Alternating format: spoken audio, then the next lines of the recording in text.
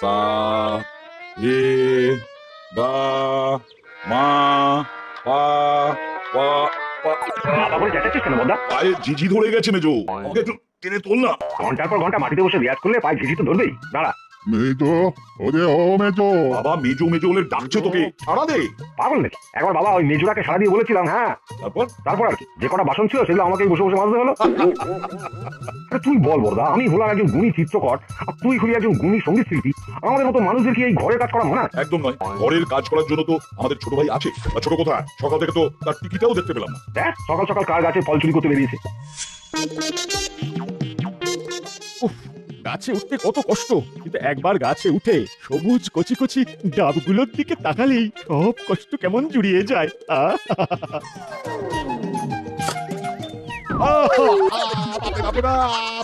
মরে গেলুম। ও তুই, হ্যাঁ তুই আবার আমার গাছের ডাব চুরি করতে উঠেছিস?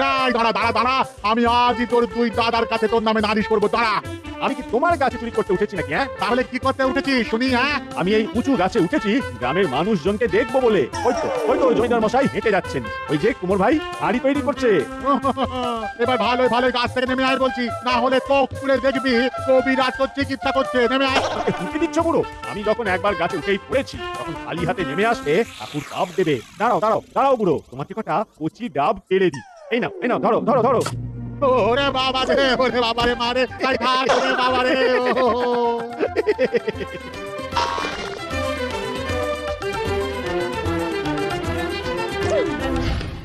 ছোটটা কোন সকালে বেরিয়েছে? ছোটর জন্য আমরা চিন্তা করা ছেড়ে দিয়েছি, তুমিও ছেড়ে দাও বাবা। অমন বাঁদর ছেলে হাজার একটা হয়। ছোটর জন্য কিন্তু আমাদের ওই দুই ভাইকে রাস্তাঘাটে অনেক কথা শুনতে হয়। হ্যাঁ বাবা, আমরা দুজন হলাম শিল্পী মানুষ, এই গ্রামে আমাদের একটা সম্মান আছে। আর আমাদের ছোট ভাইটা হয়েছে একটা চোর।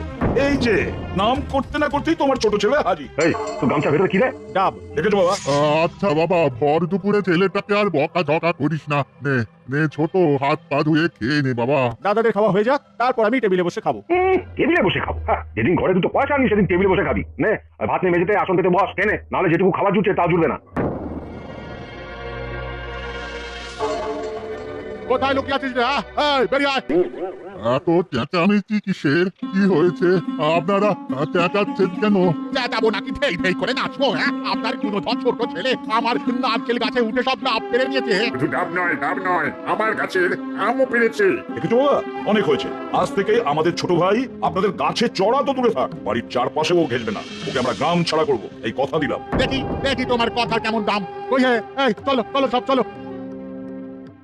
ঠিক বলেছিস দাদা, ওই ছোটকে গ্রামে রাখলে আমাদের সম্মান ওই কমবে বই বাড়বে না। বাবা, তুমি ওর হাতে কিছু টাকা পয়সা ধরিয়ে দিয়ে ওকে কাল ভোরেই এই গ্রাম ছেড়ে চলে যেতে পারো। না না না, বাবা হয়ে আমি বলতে পারবো না। বলতে যখন পারবে না তখন একটা সমাধান বা করো, নাহলে কিন্তু আমরা ওই দুজন ছোট সঙ্গে আর থাকবো নাই বলে দিলাম। যে করেই হোক আমাকে সবার সামনে ছোটকে গুণী প্রমাণ করতে হবে, করতেই হবে।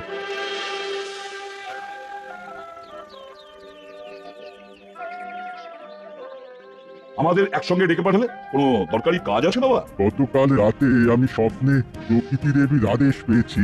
আদেশ অনুসারে ঠিক এই জায়গায় 2 মাসের মধ্যে একটা মন্দির করে প্রকৃতি দেবীর মূর্তি প্রতিষ্ঠা করার কথা দেবী আমাকে বলেছেন, এবং বলেছেন যে এই কাজ যেন আমার 3 ছেলে একসঙ্গে মিলে করে। মন্দির তৈরি করতে তো অনেক পয়সা খরচ হবে বাবা, তোমার ছোট ছেলের কাছে অত পয়সা কই? আমার কাছে পয়সা নেই, কিন্তু শক্তি আছে। মন্দির তৈরির জন্য আমি গায়ে গতরে খেটে খুব পরিশ্রম করবো বড়দা। তাহলে তো হয়ে গেছে, আমি আর বর্দা যা টাকা পয়সা লাগে দেবো, আর ছোট ওই মিস্ত্রিদের সঙ্গে পাল্লা দিয়ে ওই পরিশ্রম করবে। তাহলে তো 2 মাসের মধ্যেই ওই মন্দির তৈরি হয়ে যাবে বাবা। বেশ বেশ, তাহলে সেই মতোই তোমরা কাজ শুরু করো। মন্দির তৈরি হয়ে গেলে গ্রামের সবাইকে ডেকে ঢাক ঢোল পিটিয়ে আমি দেবীর মূর্তি প্রতিষ্ঠা করব, কেমন?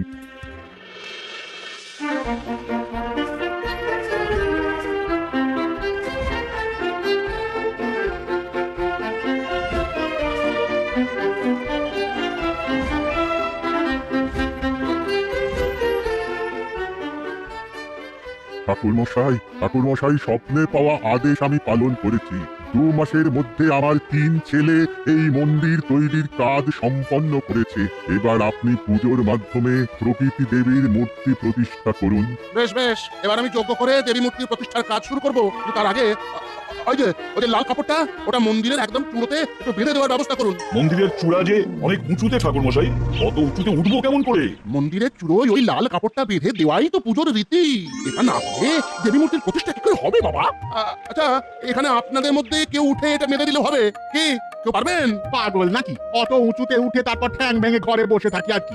দুঃখিত, তাহলে তো এই মন্দিরে মূর্তি প্রতিষ্ঠা সম্ভবই নয়। কিরে ছোট, পারবি? হ্যাঁ, তুই তো গাছে চড়তে পারিস, হ্যাঁ? পারবি না এই লাল কাপড়টা মন্দিরের চূড়োয় উঠে বেঁধে দিয়ে আসতে? হ্যাঁ বাবা, খুব পারবো।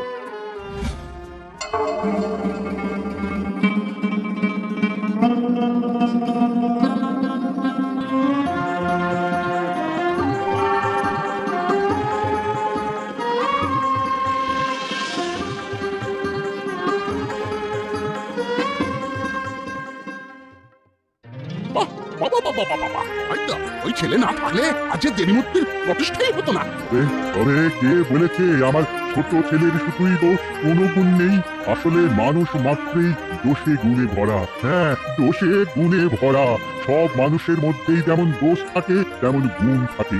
আমাদের উচিত শুধু দোষটা না দেখে মানুষের মধ্যে থাকা তার গুণটা আবিষ্কার করা।